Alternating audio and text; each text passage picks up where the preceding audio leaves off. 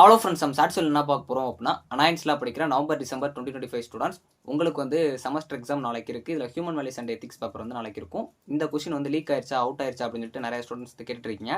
இன்னும் ஒரு சில பேர் வந்து எங்கள் டிஸ்ட்ரிக் வந்து நாளைக்கு மழை பெய்யுதுன்னு சொல்லி லீவ் விட்டாங்க அப்படின்னா எக்ஸாம் வந்து போஸ்ட் பண்ணாமா அப்படிங்கிற மாதிரி கேட்குறீங்க.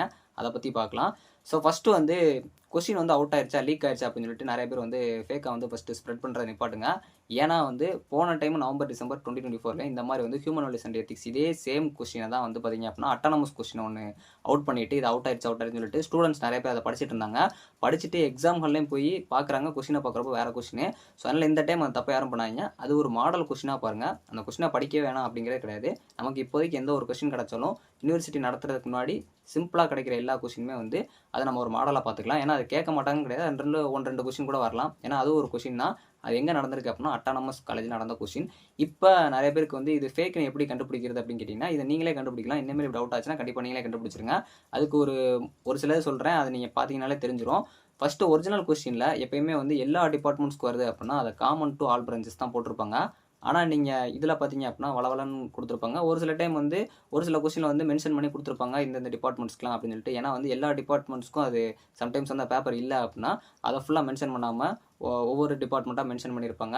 ஸோ ஒரு சில டைம் அதில் வந்து எக்ஸப்ட்னு சொல்லிட்டு ஒரு சில டிபார்ட்மெண்ட்டை மென்ஷன் பண்ணியிருப்பாங்க. இல்லை எல்லா டிபார்ட்மெண்ட்டுக்கும் சேம் அப்படின்னா உங்களுக்கு காமன் டு ஆல் ப்ரெசன்ஸ் இருக்கும். அதாவது இந்த HV human values and ethics பொறுத்த வரைக்கும் உங்களுக்கு எல்லா டிபார்ட்மெண்ட்ஸ்க்குமே சேர்ந்தது தான்.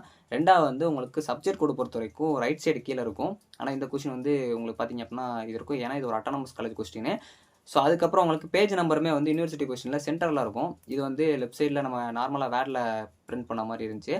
ஸோ அது போக பார்த்தீங்க அப்படின்னா உங்களுக்கு பார்ட் பி அந்த மாதிரி இருக்கிறதெல்லாம் பார்த்தீங்க அப்படின்னா 15-13ங்கிறதெல்லாம் யூனிவர்சிட்டி கொஸ்டினில் கொஞ்சம் தள்ளி இருக்கும். இது வந்து கொஞ்சம் ஒட்டி ஒட்டி இருந்துச்சு.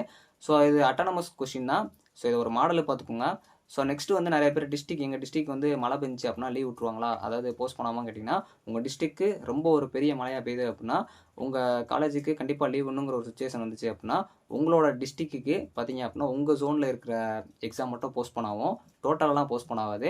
ஸோ அந்த போஸ்ட் பண்ணான எக்ஸாம் உங்களுக்கு தனியாக ஒரு நாள் வைப்பாங்க. அது உங்களுக்கு வேறு கொஸ்டினாக இருக்கும். ஸோ அதனால் எக்ஸாம் வந்து போஸ்ட் பண்ணாமல் அப்படின்னு சொல்லிட்டு நினச்சி படிக்காதீங்க. ஏன்னா உங்களுக்கு ஈஸியாக இருந்துச்சு அப்படின்னா உங்களுக்கு போஸ்ட் பண்ண வர எக்ஸாம் பார்த்தீங்க அப்படின்னா சம்டைம்ஸ் இப்போ ஈஸியாக இருந்திருக்க கொஸ்டின் அது கஷ்டமாக கூட வர சான்சஸ் இருக்குது. ஸோ மேபி அதை விட ஈஸியாகவும் வர வாய்ப்பு இருக்குது. ஆனால் நீங்கள் போஸ்ட் பண்ணாமல் நினச்சி படிக்காமல் அவுட் ஆகிருக்க கொஸ்டின் நினச்சி படிக்காமல் காமனாக படிங்க.